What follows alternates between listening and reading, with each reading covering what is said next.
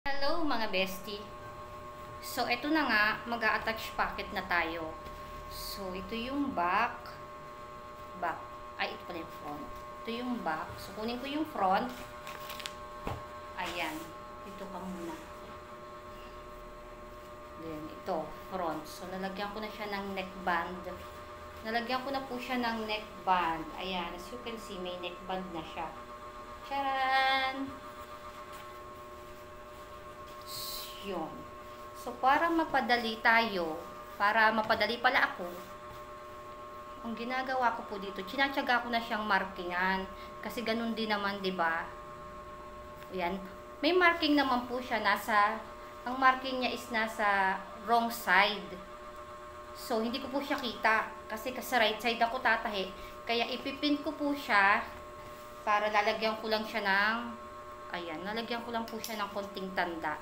Gets ko na po yun. Kapag ikaw ay sewer, yung mga konti-konting tanda lang po na ganyan, gets na yan.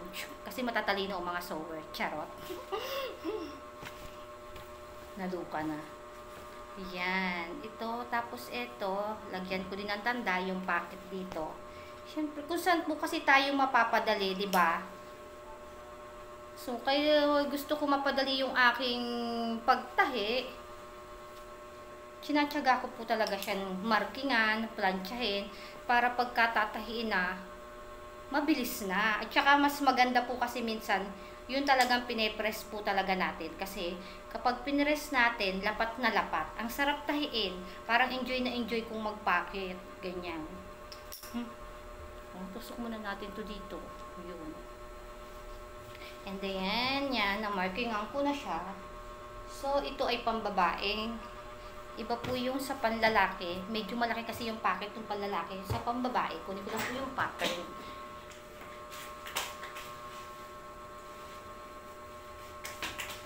So, ito po yung pattern ng pambabae dito sa taas. At ito yung pattern ng pambabae din, pero sa may ibaba. Medyo malaki po yung nasa baba. Tapos, ito po ay ginawa ko lang. Wala po talaga siyang kasamang pattern. So, para mapadali yung ating trabaho, kailangan po natin gumawa ng mga ganito. Para din naman to sa atin, sa mga sewer, kung gusto nyo mapadali. Then, mamarkingan ko na po ito. Gamitin kong Dixon is, wait lang, yan, para pantay, para talaga as in pagtahi. So, gagamitin ko po dito ng Dixon. Ari, durog. Pero puti po siya. Shout out sa nagbigay ng Dixon na to. Puti. Ayan, markingan ko po siya. Para yung packet talaga natin is, yan. Ma-perfect po natin yung kanyang kanto. Ay, totally wala po siyang kanto. Pa-curve siya gano'n. Next, itong isa. Ayan. Lagyan ko siya. Yan. Dandararan. Gana rin kapag walang kasama, walang makausap, kung hindi sarili. Okay lang. As long as na-enjoy mo yung ginagawa mo, di ba? Natututo ka tuloy kausapin yung sarili mo. Saklap. Ayan. So, markingan natin. Marking. Hi, Nene! Good morning! Ari, ang madalas ko pong kasama dito, si Nene. Kung hindi nyo po kilala si Nene, ipapakilala ko po kayo kay Nene. Si Nene po ang madalas kong kasama. Nene! Nene! Papakilala ko muna kayo. Shout out muna dito kay Nene. Ito po yung lagi kong kasama dito. Nene! Ay, shout out kay Nene! Ayan. Yan po yung lagi kong kasama dito. Lagi po siyang nandito. Basta pagbukas ko po nito, nandito na kaagad siya. So, ayan na nga. Buksan na natin ang ating machine. At ang una natin ikakabit is yung packet po na nasa taas. Yung maliit na packet. So, meron pa yata ako dito na isang buo na. Pakita ko lang muna sa inyo yung buo na.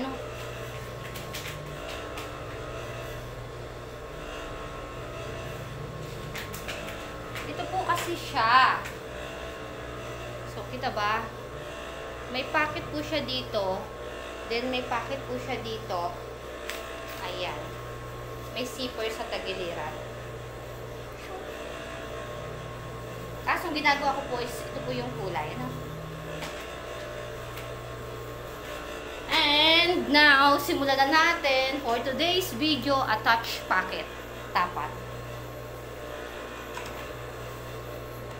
Ayan na. Siyempre, tatapat lang natin doon sa minarking natin para maganda po talaga. Diba? Ako, check. Yung tahi. Ayan na. Ayan. Diba? Masarap siyang tahiin kasi nga planchado. Pinalansya ko na po yung magaling.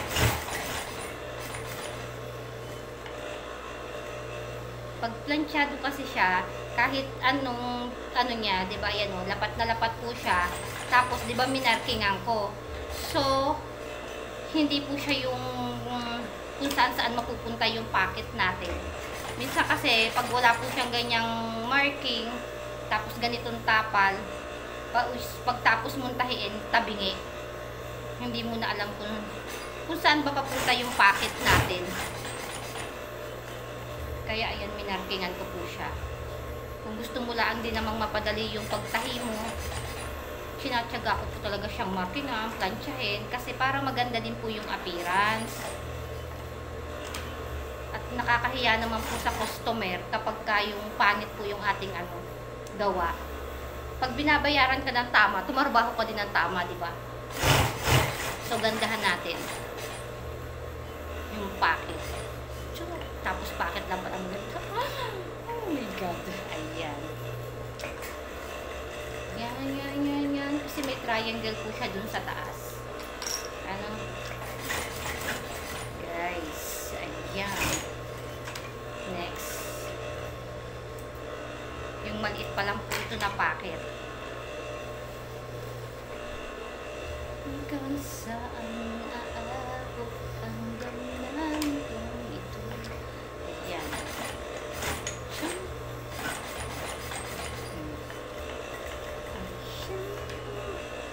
Masarap pong manahe, lalo na kapag na-enjoy mo.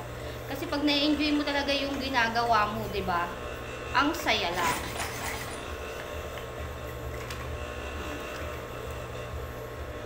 Kapag na-enjoy mo yung trabaho mo, na-enjoy mo yung ginagawa mo, mabilis ka. Kasi pag hindi mo po na-enjoy yung trabaho mo, mabagal, tinatamad, di ba ganon? Pero talaga naman minsan dumarating yung time na tinatamad po talaga tayo. Ako kasi minsan ganon din. So ito na nga, dito naman tayo sa ibaba. Naikabit ko na yung pocket sa taas. Oh, tapal po siya. Pero ganda ng pocket po natin. Yan, lapat na lapat po siya. Lalo na kapag na-plancha pa siya ulit. Pero lapat na po siya, hindi pa siya napa-plancha. Next, yung pocket po sa ibaba. So, ito naman siya. Na-press ko na din yan. Oh. Malaki naman po siya. Pocket sa ibaba. Dalawa po itong pocket dito sa ibaba. Ayan. Nasa front pa lang po tayo. Tapos ito, kaya po siya pinaplansya. Sige, para papag-ikot nyo kung gano'n, no? Diba? Hindi po siya mawala sa korte. Hindi siya mawala sa niya. Kasi wala siyang kanto. Pa-curve po yung pocket natin. Ang daming explanation. Ang daming explanation. Ganun po talaga. Ayan.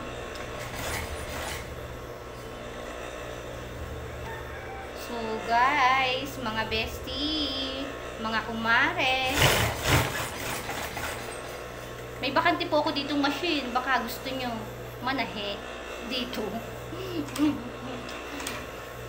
Pag gusto nyo pong manahe dito, pumunta lang po kayo. Punta lang po, wag nang maraming tanong. Minsan kasi kaya hindi po ako nagre-reply minsan. Minsan kasi nauurirat po ako. Ang dami pong nagtatanong, ang daming nag-aano, pero ang ending, wala din naman, nakikisuso lang.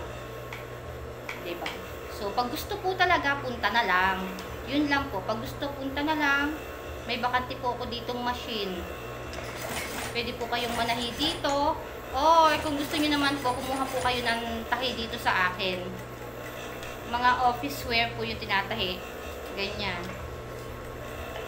Mga sa company, anik-anik, etc. Ganun.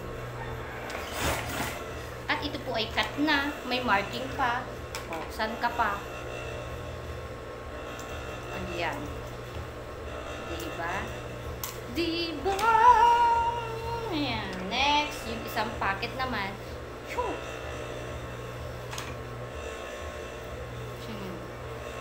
Ayan. Pronto. So, hindi ko muna kinabit yung back niya. Mamaya natin i-join shoulder. Kasi para hindi mahirap magpa-ikot-ikot kung gano'n. Habang nagpapacket.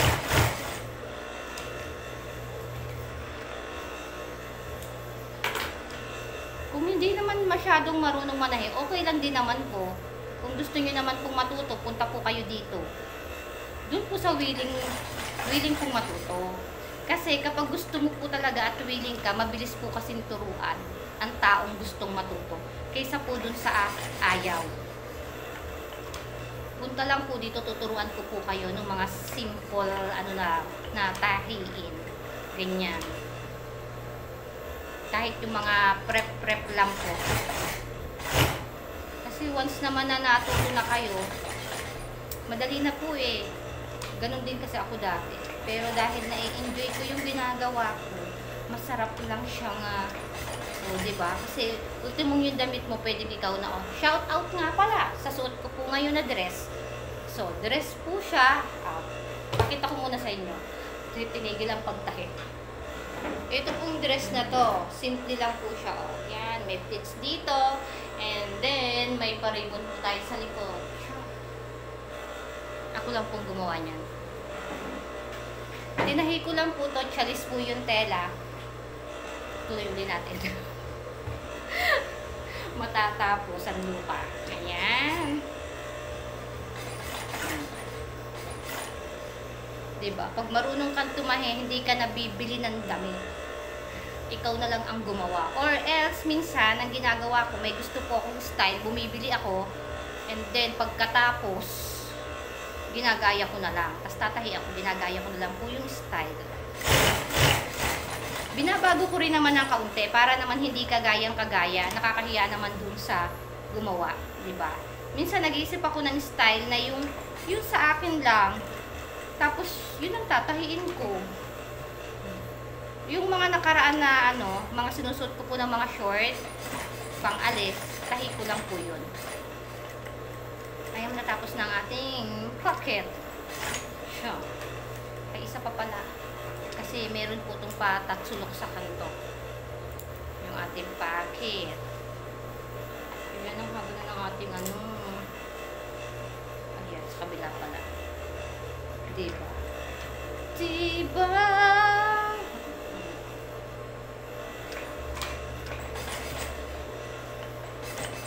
Dapat kasi habang nagtatrabaho tayo, na-enjoy din po natin. Hindi pwedeng trabaho lang ng trabaho lang. Diba? Kailangan ma-enjoy po natin yung trabaho natin para maganda yung outcome. Siyempre, dapat dun din sa mga pinapasukan natin, diba? Ganun din. Kasi sino ba naman ang gusto yung pumasok na puro toxic yung mga kasama mo? Dapat yung paggising mo pa lang sa umaga, parang excited ka nang pumasok. Ganun. Ganun po ako dati. Ngayon, ganun pa rin naman kasi na-enjoy ko naman itong ginagawa. So, yan. Diba? Mabilis lang po siyang gawin. Yung iba kasi, pag nakita nila, ay, ang hirap, ang hirap, ang hirap. O, diba? Ang hirap naman. Laging sinasabi si Angeline Quinto at ang hirap. Tcharan! Tapos na.